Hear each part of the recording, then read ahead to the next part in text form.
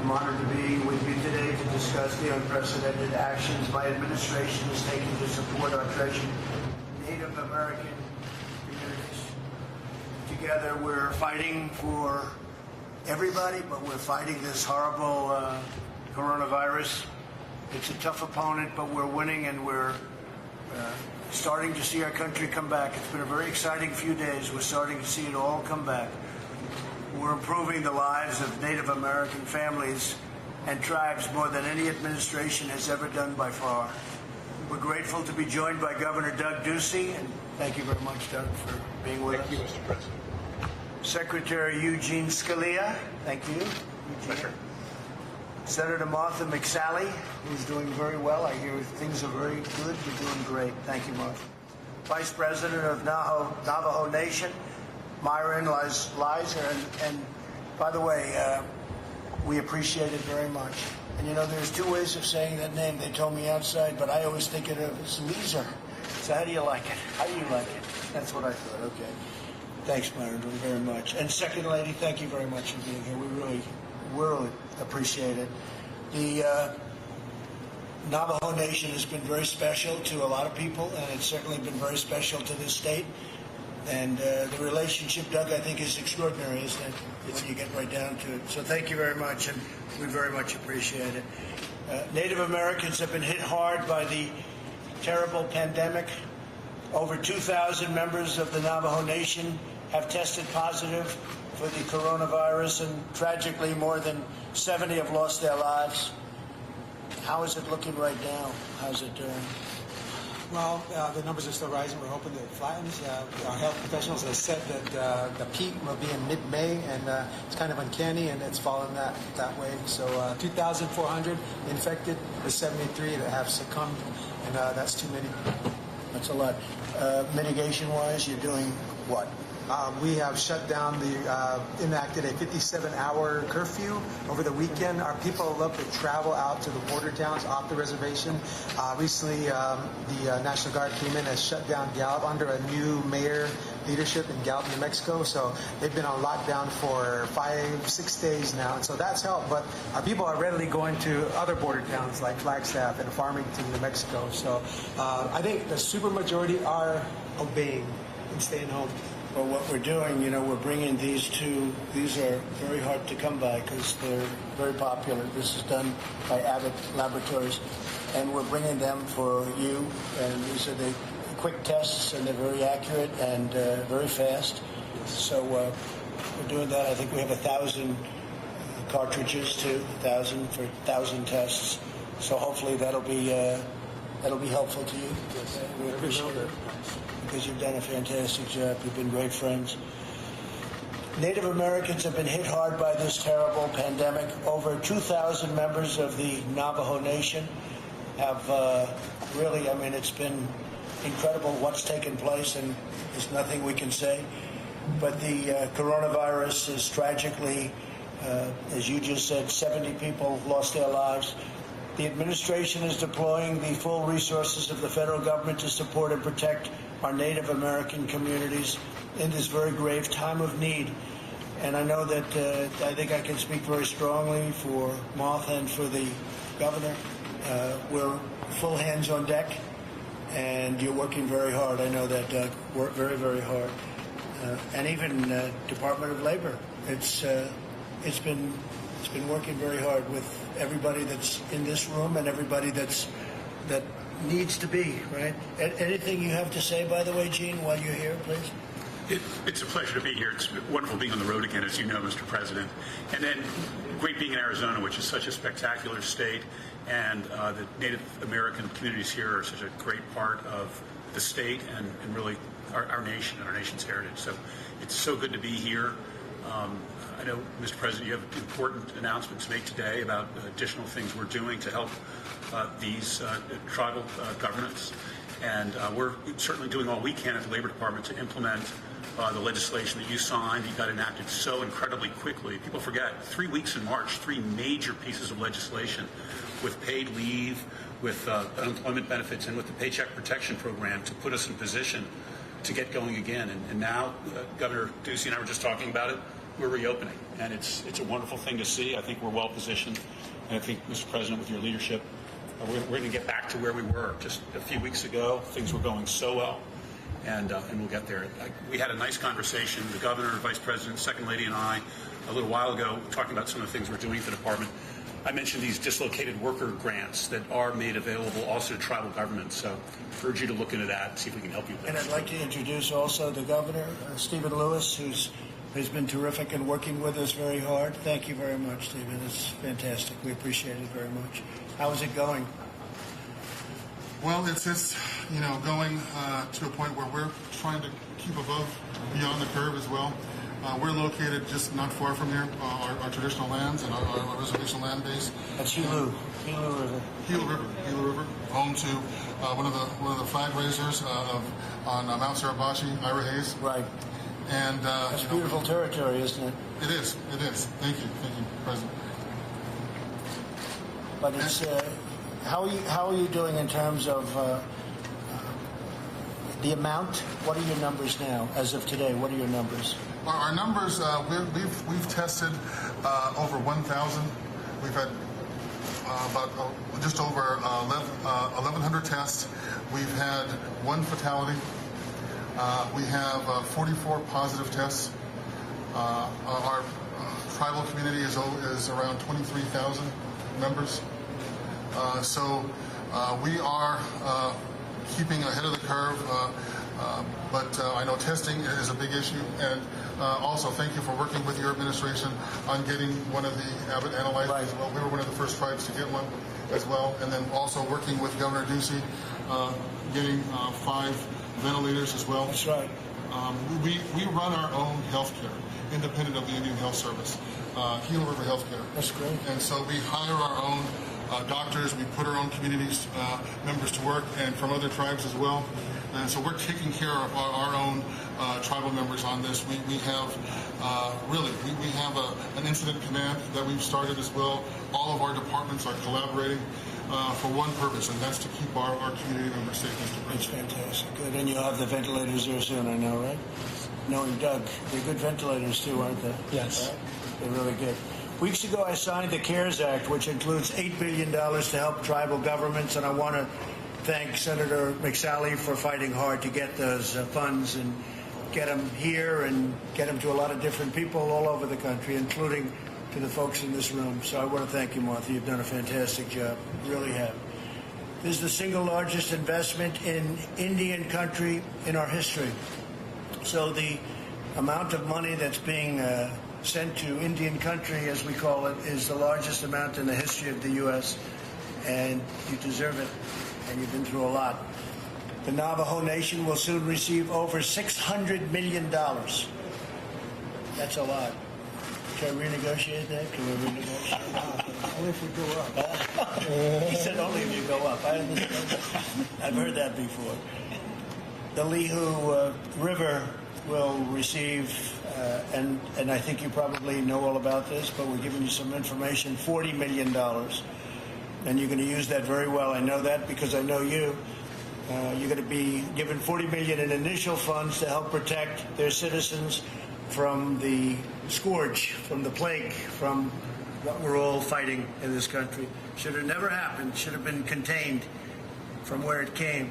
Since I took office, my administration has also worked to repatriate precious Native American artifacts, to protect children in the care of the Indian Health and Indian Health Service, and to make eagle remains more easily accessible for cultural and religious purposes, and to highlight the contributions of Native American veterans throughout the history of our nation. So you know all those elements. And the eagle remains is a very important thing to you, right? Okay, sir. Very important. Yeah, that's great. That's great. Last year, I signed the first presidential proclamation recognizing the tragedy of missing and murdered American Indians and Alaska Natives. We also launched Operation Lady Justice and provided $273 million to improve public safety in Native American tribal communities. At the end of this event, I will once again sign a proclamation recognizing missing and murdered American Indians and Alaska Native Awareness Day. It's been a tremendous problem, missing and murdered American Indians. It's been could you discuss that for a second, please? I don't want to steal a second lady's thunder here. Sid, I'd like to have the second lady. Go ahead, please. Well, Navajo Nation has been really hit hard by missing and murdered Indigenous women. It seems to be a growing issue that's been happening with Navajo, and so we, with the Ashlyn Mike case that came up in 2016, where she was kidnapped and raped and murdered in Shiprock, New Mexico, May 2nd, 2016. So that's kind of what opened the door for Navajo to start saying, okay, we need to do something, because that became the forefront. And so since then, the Amber Alert on Navajo Nation has gotten better, but still needs help with funding, still needs help with getting the data together. Our First Lady, Cecilia Nez, is also part of the New Mexico task force that's getting together data.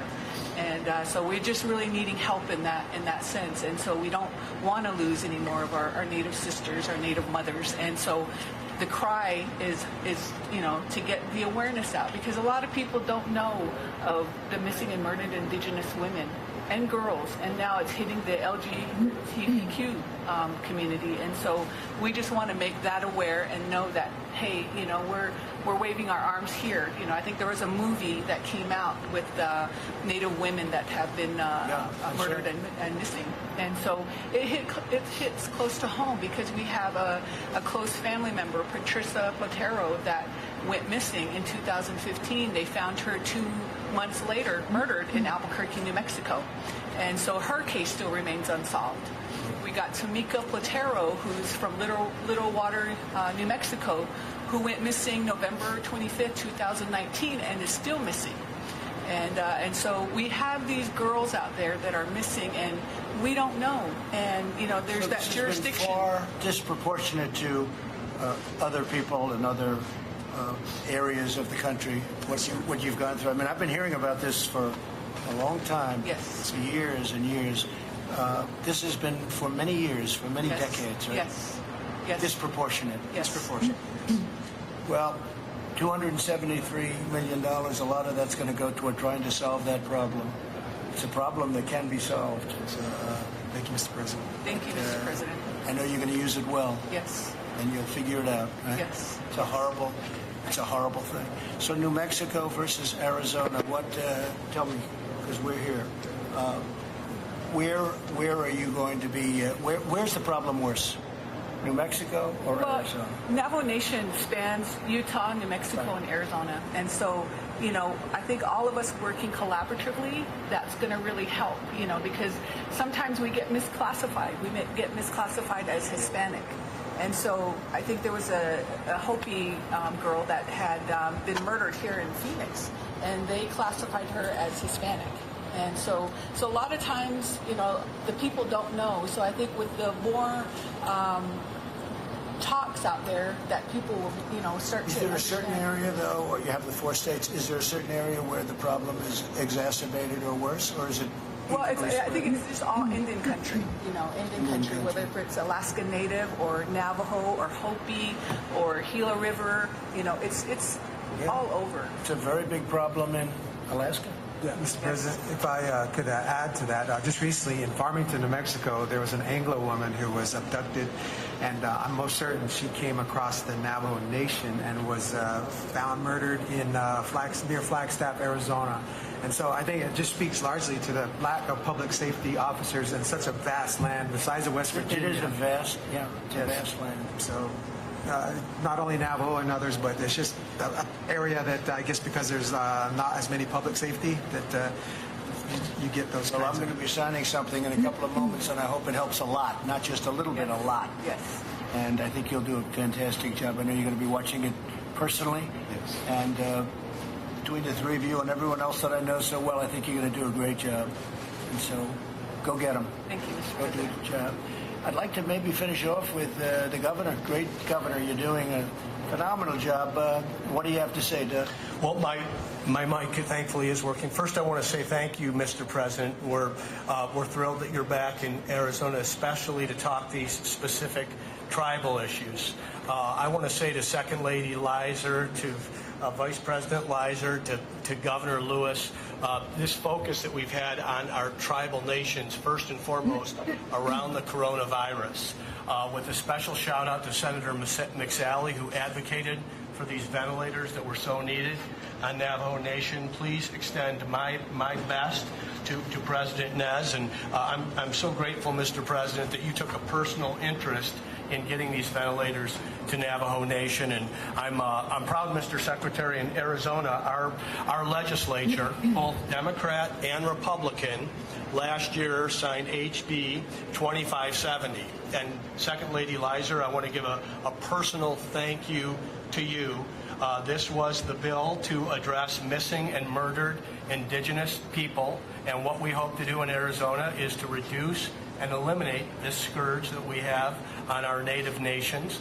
And in Arizona, we have 22 tribal nations, and 75% of the Navajo people reside in the state of Arizona. So that was a positive thing that we could get done last year. And Governor Lewis, I want to say to you, another positive thing in addition to the HB 2570 that we passed, it was also unanimous, was the drought contingency plan to address Arizona's water future. You were a real leader on that, and for that I'm grateful.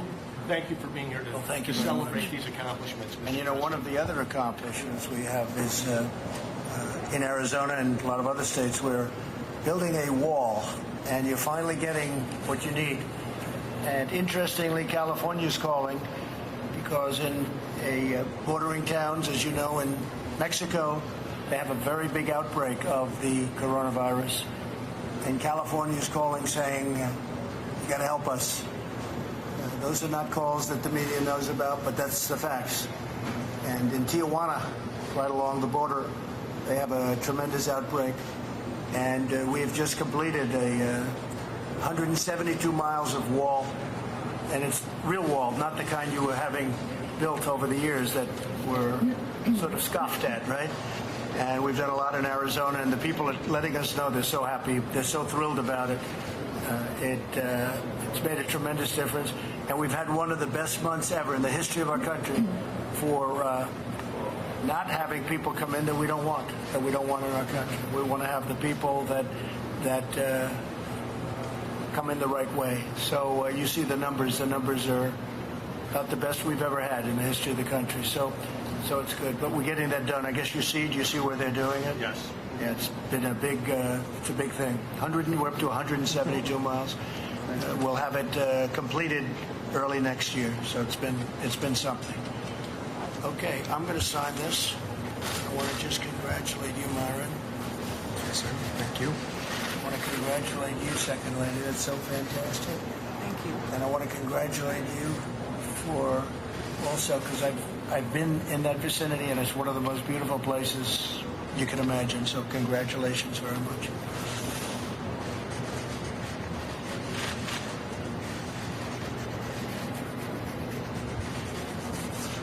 Thank you, Stephen.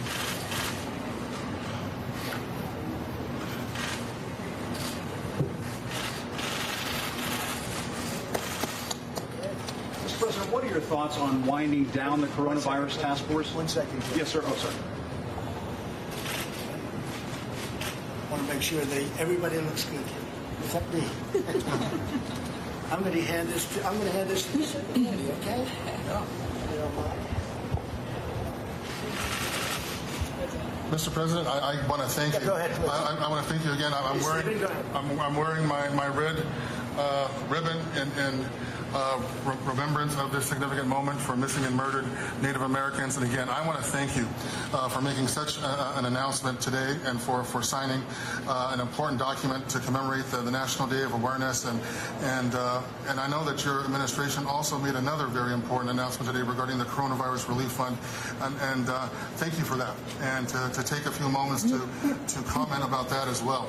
I want to thank, of course, Governor Ducey and Senator McSally for advocating and for making sure that this is getting out to Indian country, this much needed resources as well. And so today your administration made a significant impact across Indian country. And I want to thank you for getting some of the money out today. I want to thank you also because we need help now Indian tribes and can't wait for that litigation to end before additional payments are made to us from the fund. And if you can, please direct Treasury to make these payments as soon as possible. And three, we need to spread the limited resources currently available as far as we can, and to avoid allocating to a very few tribes and under-allocating to most others. And this means that you should include a limit or cap on the total funding any one tribe receives. And we need to have flexible guidance to allow us to use the funds we receive to keep our governments running, Mr. President. And the current fund of $8 billion is going to be woefully inadequate to meet our overall needs. And we really need to work, and we will work with Senator McSally and your administration to take this to the next level. And I look forward to working with Senator McSally, with your Chief of Staff Meadows, Congress, and your administration on the next relief bill, Mr. President. Thank you. To make sure that your investments in Indian country are going where they are needed the most, and in a way that shows that our governments and our economic entities can be part of that recovery that we are talking about here. That will be critical as we come out of this crisis and rebuild our tribal, state, and national economy together with Indian country included, Mr. President. I always end my my video messages to my community members.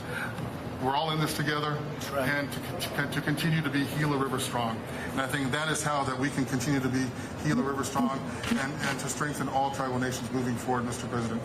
Thank you very much, Stephen. I appreciate it. I have to say, Myron, Liza, and I have dealt, and our people have dealt together very closely, and the Second Lady, and a lot of progress has been made, and we'll continue to make a lot of progress. I think you'll see that, and I think you're going to see it not only here but in the future. Thank you very much, and I appreciate it very much. Thank you. Thank you, Governor. Thank you, Mr. President. And I don't have to thank you. You're with the administration. He has good genes, though. He's got good genes, right? The Scalia genes. You don't get better than that, do you? They're good. Mr. President, on winding down the task force, Vice President Pence said there are discussions underway about winding down the task force. Is that a good idea during a pandemic? Well, I think we're looking at phase 2, and we're looking at other phases. The country's starting to open up. The task force has done a phenomenal job. We have a chart that I just showed somebody. We just got it this morning as I was getting off the plane. And Governor Ducey can explain it better than anybody. When we came in, ventilators were a very, very big deal and very hard to produce. I say, but it is largely true. The complexity is sort of like building a car. We opened up operations all over the country to build them, and there hasn't been one person that needed a ventilator that didn't get it, which is amazing. And now we're helping other countries, and we're stockpiling in case some tragedy like this happens again. But this just came out on testing, because I think we are at the point, or maybe we'll soon be at the point where I can say the exact same thing on testing. These numbers we just released, and this is the United States, the amount of testing and our level of testing and the quality of testing. This is just from Abbott Laboratories. This is, you know what this one is, Jim. It's a 5-minute test. It's a great test. It's something people like, because you don't have to go through a laboratory. You don't have to send it in and send it back, and it takes a couple of days if they do a good job. So this is the testing, and the line here is the United States. We're over 7 million tests. Germany is at 2.5. Italy is less than that. Japan is down here, in South Korea, which we talk about. And again, I'm very friendly with South Korea and with the president of South Korea. And he calls to congratulate us on our great testing. South Korea is over here. One of the reasons we have more cases than any other country by far is because we test much more. So if you test, you can have more cases. If we tested down here, we wouldn't have very many cases. They like to say we have more cases than anybody, but the fact is, when you look at these numbers, and this is the official count. Now, I can't tell you whether or not other countries are giving us the straight deal, but I can say that I know one thing: it's only going to be on the high side, not going to be on the low side. So this is the other countries. These are the United States, and it's incredible. Remember this, and I think it's important to say this, Jim. The quality of our test is also the best. I mean, it's acknowledged to be the best. So again, when we have cases, and we have more cases than anybody else, does anybody really believe that we have more cases than China? But they don't talk about numbers like this. And other countries. but we report everything. And don't you want to hear from the I experts? just want to say that we've done an incredible job on testing. With that being said, we have some additional, including antibody tests coming out that will even blow these numbers away. But nobody's done the job we've done. Go ahead. But don't you need to continue to meet with the task force to get this scientific expertise on this pandemic? We will have certain people. As an example, we have hospitals that we built. We have medical centers that we built. We have people on the task force that focus on that. We have people on the task force that's focused exclusively on ventilators. Well, we have more ventilators now than anybody in the world, and we're helping France, as you know. We're helping France, Italy, Spain, Nigeria. We're giving, I think, 250 to Nigeria. We have many countries that we're helping, but the ventilator problem is solved, so you don't need that. We have now it's sort of a combination of safety and reopening. So we'll have something in a different form. But the task force, for what we've done, I think everybody out there, when they're being very honest, I think the job we've done on testing will shortly be, and maybe even supersede, Doug, the job that we've done on ventilators, which people can't even believe.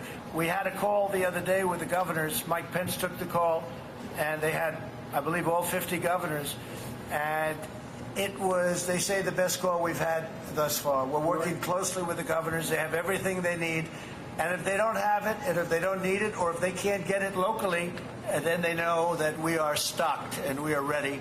And we can have, as an example, we won't need this, but we were ready for weeks to have, we had 10,000 ventilators sitting in various locations with people by the ventilators ready to have those ventilators roll if they needed them in, as an example, Detroit or various other places over the country.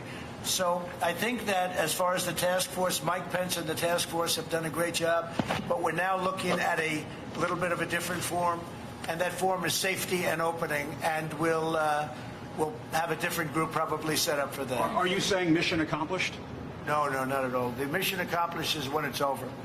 When it's over, Jim, mission accomplished. No, I wouldn't say that at all. Are you certain you will get the advice you need health-wise, in a sense? What does that mean? Go ahead, repeat your question. Are you Say certain it. you'll get the advice that you need in terms of... We have great advice. We have great people. We have great people. Yeah, we have great doctors. We have great medical people, laboratory people. I have to say, I think tremendous progress is being made on vaccines, which everybody should be very happy to hear. And therapeutically, I think we're making very good progress, too. We're making tremendous progress. We have the greatest doctors in the world, the greatest laboratories in the world. And I have to say, we're working with other nations. We're working with UK, we're working with Germany, we're working with various other nations who are very advanced and doing a good job. I think therapeutically and also from the standpoint of laboratories, we are laboratories as it pertains to vaccines. We're doing very well. I'd love to see a therapeutic answer even before the vaccine, because we could take care of people that have a current problem or dilemma. But therapeutically and for the vaccines, a tremendous amount of progress. Oxford, Johnson & Johnson, incredible places are doing, I think, a really good job. And they're very advanced, but we have to now see. We're going up to that very delicate final stage with a number. I think a number of other countries are also doing quite well, my people say. And just so you know, working very closely with other countries, and whoever gets it first, my hat's off to them. We're not looking for first, second, or third. We're looking to get a vaccine that works. And progress has been made. Mr. President, just to follow up on Jim's question, with the doctors saying that there might be a recurrence of coronavirus in the fall, can you just explain why is now the time to wind down that task force? Well, because we can't keep our country closed for the next 5 years. You know, you could say there might be a recurrence, and there might be, and most doctors or some doctors say that it will happen, and it'll be a flame, and we're going to put the flame out. We've learned a lot. We've learned a lot about the coronavirus. We've learned a lot about this hidden enemy. It's a dangerous enemy. It's a bad enemy. You see what it does, especially for people over a certain age and people that have an infirmity. If you have diabetes, if you have a bad heart, if you have a certain problem, it just, Myron, it just goes after you. It's vicious. And we're saying that people that are over 60 65, but over 60, we're even saying, sort of stay back for a while. We recommend you staying back for a while. At the same time, with young children and children, we'd like to see the schools open early next season and on time. It's incredible how it's very unique how the children aren't affected, but people that have problems and older people can be very badly hurt, injured, or die from this problem. Mr. President, Hold on, I just want to finish a follow-up. I understand you don't want to keep the country closed for 5 years, but don't you want your advisors to keep looking at this closely the way you have? They are looking at it very closely. They are looking at it very closely. And I just said it today. I used the word for the first time, I think, in terms of what we're doing. I'm viewing our great citizens of this country, to a certain extent and to a large extent, as warriors. They're warriors. We can't keep our country closed. We have to open our country. Somebody said, we could keep it for the next 18 months. We could keep it for the next 2 years. Doug Ducey's done an incredible job as the governor of Arizona. The people aren't going to accept it. They won't accept it, and they shouldn't accept it. We have a great country. We can't keep it closed. I mean, I've had doctors say, well, why don't we close it for a couple of years? This is the United States of America. I created, with a lot of other very talented people and the people of our country, the greatest economy in the history of the world, the greatest that we've ever had, the greatest employment numbers, the best numbers we've ever had, the best stock markets. I think we had 144 days of record stock markets. And then one day they said, we have to close our country. Well, now it's time to open it up. And you know what? The people of our country are warriors, and I'm looking at it. I'm not saying anything is perfect, and yes, will some people be affected? Yes. Will some people be affected badly? Yes. But we have to get our country open, and we have to get it open soon. Maybe I could ask Doug if you'd like to address that point. Well, I just want to say in Arizona, we have put public health first. We have looked at the numbers that your medical experts put forward in the Opening Up America Again plan in terms of our symptoms, our cases, our hospital capacity, our ability to surge on our testing. And we're going to continue to put public health first, but we know so much more today than we did 6 or 8 weeks ago. So we believe that we want to protect our most vulnerable. Those are the folks that are of a certain age with the underlying health condition. But the first objective was that the largest places were shut down. Major League Baseball made the decision to shut down spring training. Those are some of the best weeks of the year in the state of Arizona. Major League Baseball has delayed opening day. Schools are not in session. So these large gathering places have dispersed. We've been able to address the fact that we have hospital capacity, ICU capacity, and ventilator capacity if it's necessary. Today it doesn't look as it will be. So we have our arms around the public health emergency in Arizona, and the president, the vice president, and the medical experts, along with the cabinet secretaries, have given the latitude to governors to make decisions on what's in the best public health interest of their state. Arizona is not New York State. It wasn't hit first. It wasn't hit that hard. We've learned a lot from what those states have gone through, and we're going to apply it to protect our citizens. Mr. President, do you still want the advice of Drs. Fauci and Dr. Birx? Will they still be involved even once the task force is disbanded? Sure, yeah, they will be, and so will other doctors, and so will other experts in the field. But we've learned a lot. As Doug said, we've learned a lot. You're going to probably have fires here, Doug. You'll put them out. You're going to put them out, and you'll put them out fast. So, yeah, we're bringing our country back, and I think what is going to happen, just said it a little while ago, you're going to have a third quarter where you're going to have transition. You'll have a big, beautiful, hopefully a very good transition, a very successful transition back into the real world. And then you're going to have a fourth quarter that I think is going to do very well. And then I think next year, I think we're going to have one of the best years we've ever had, because we have stimulus and we have a pent-up demand like I have never seen before. You know, today's a very interesting day because it's my first day out, and Doug reminded me of something. I didn't do it for that reason, but you said this is the first place you stopped when you ran, when I ran for something that turned out to be a very successful run. and we had tremendous crowds. Remember at the convention center in Phoenix, and it was pretty incredible. And I didn't do it for that reason, interestingly, but here we are, and it was great that you remind us of that fact. But look, we're going to have a very interesting transition period into the fourth quarter. I think your fourth quarter is going to be very good, and I think next year is going to be one of the best years economically we've ever had. With that said, for those people that have lost somebody, for the people that have lost a loved one, even a close friend,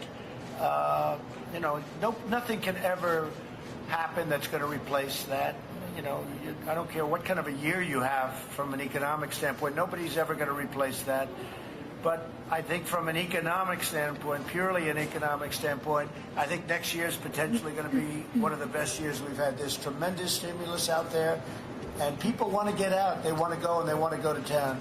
This country was founded on certain principles, and those principles are at work like you've never seen before. So I want to thank you all very much. Thank you, and we'll see you perhaps at the next step. Thank you, guys. Thank you, guys. Thank you, guys. That way, to the right. Will you get it? If there's a vaccine, will you get it? Coronavirus vaccine? To the right. What about it? If there's a coronavirus vaccine, will you get it? Will you take it? Will I take it? Yeah. If they would like me to, I'd go the first one, or I'd go the last one. I don't want to waste it. But he's just saying, if there's a vaccine, would you take it? And she might like it that it didn't work too well, okay? But that's okay. I would absolutely, Jim. If there's a vaccine and if they wanted me to be first online, I'd be first online, or I'd be last online, or I wouldn't take it at all, whatever's best for the country. All right, let's Okay? go, guys. Thank you. Thank you.